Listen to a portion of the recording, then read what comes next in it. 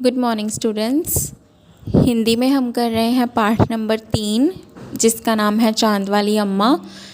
हम इसकी जो रीडिंग है वो कर चुके हैं। इसकी जो कहानी की पूरी एक्सप्लेनेशन है मैंने आपको वो भी समझा दी है।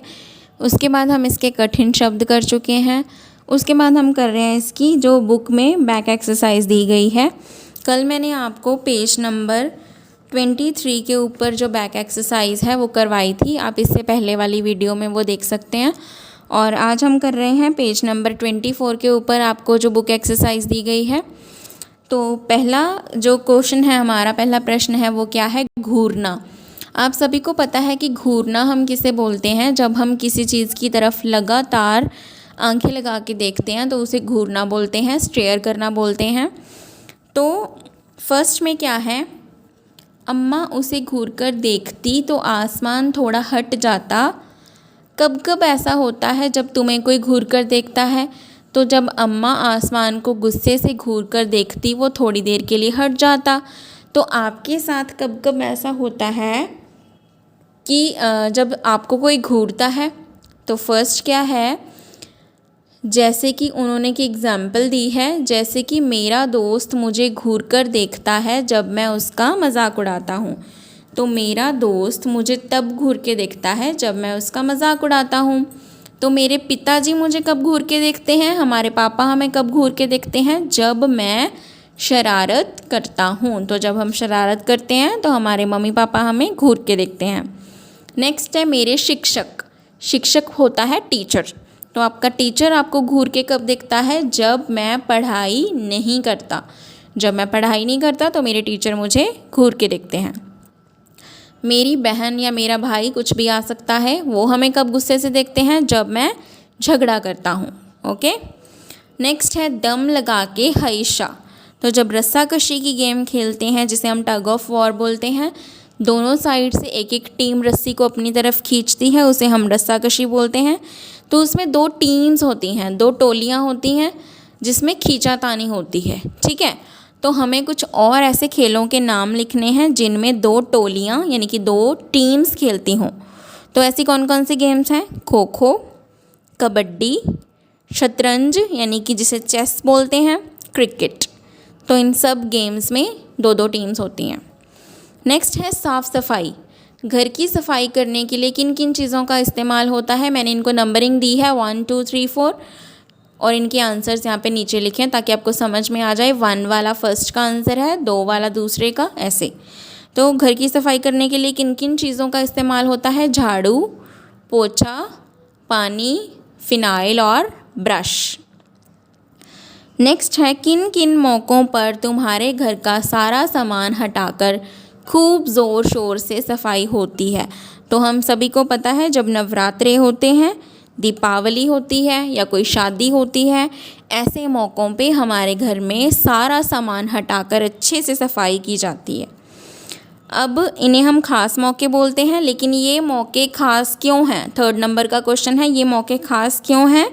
तो इसका आंसर है क्योंकि यह मौके साल में एक बार आते हैं। जैसे कि दिवाली एक बार आती है, शादी भी एक बार ही होती है, नवरात्रे साल में एक बार आते हैं, तो इसीलिए ये मौके बहुत ख़ास हैं। नंबर 4 है सफाई के काम से जुड़े हुए शब्द सोचो और लिखो। जैसे सफाई के काम से रिलेटेड कौन सा वर्ड है? झाड़ना।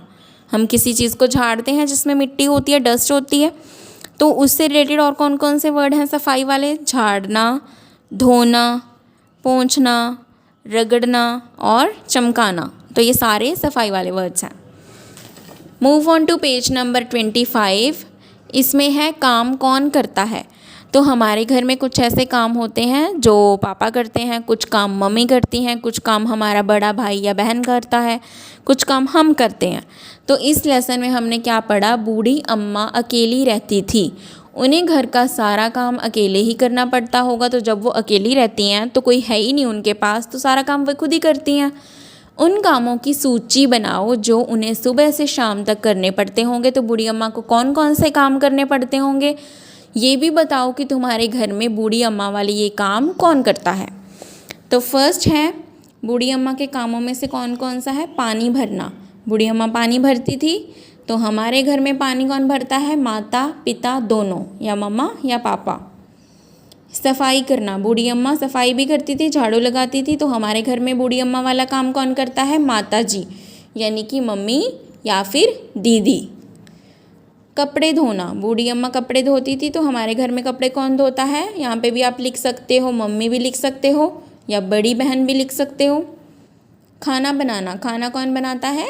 माता जी, यानी कि हमारी मदर। नेक्स्ट है, तुम कौन से काम करते हो? अपने कामों के बारे में बताओ। तो हम कौन कौन से काम करते हैं? कुछ काम हम घर के अंदर रह के करते हैं और कुछ काम करने के लिए हमें घर से बाहर जाना पड़ता है। तो घर के काम कौन से हैं? सफाई करना, बर्तन उठाकर रखना, पौधों को पानी देना, जूते पॉलिश करना और पानी भरना, ये सारे घर के अंदर वाले काम हैं। बाहर वाले काम कौन से हैं? दूध लाना, स्कूल जाना, दुकान से सामान लाना, सब्ज़ी लेने जाना या फिर डॉक्टर के पास दवाई या चेकअप के लिए जाना। तो इन सब कामों के लिए हमें घर से बाहर जाना पड़ता है। नेक्स्ट पेज है हमारे पास, पेज नंबर 26। तो इस पेज पे क्या दिया गया है? फर्स्ट पे सबसे ऊपर कितने नाम कितने काम। तो हमारे इस पोएम में, इस लेसन में बहुत सारे वर्ड्स आए हैं, उनमें से कुछ काम जो थे वो नाम वाले थे और कुछ काम वाले शब्द आए थे। तो हमने बताना है कि नाम वाले शब्द कौन कौन से हैं। तो नाम वाले शब्द क्या क्या आए थे? आसमान, आसमान आया था उसमें, चांद, पानी, झाड़ू, ये इनके नाम हैं। और काम क्या हैं? काम वाले शब्द कौन कौन से आए हैं इस लेसन में? झाड़ू लगाना, खाना बनाना, पानी लाना और उठाना किसी चीज़ को। तो ये काम वाले शब्द हैं और ये नाम वाले शब्द हैं। उसके बाद अपनी किसी शरारत के बारे में लिखो। जैसे आसमान ने बूढ़ी अम्मा के साथ शरारत की थी, वो उन्हें तंग कर रहा था, इसी तरह हम भी कोई ना कोई शरारत करते हैं। तो इसमें सभी बच्चों ने अपनी कोई ना कोई, किसी बार की अगर उन्हें कोई शरारत याद हो कि एक बार मैंने ऐसे किया था, तो वो शरारत यहाँ पे अपनी अपनी लिख सकते हो। इसीलिए मैंने लिखा है अपने आप लिखें। अरे आसमान की शरारत तो कुछ भी नहीं, एक बार मैंने तो एक बार, मतलब आगे आप अपनी स्टोरी को कंटिन्यू कर सकते हो। हर बच्चे की अलग अलग स्टोरी होती है, उसने अपनी लाइफ में अलग अलग तरह की शरारतें की होती हैं। तो आप सभी इसमें अपनी अपनी कोई भी शरारत लिख सकते हो।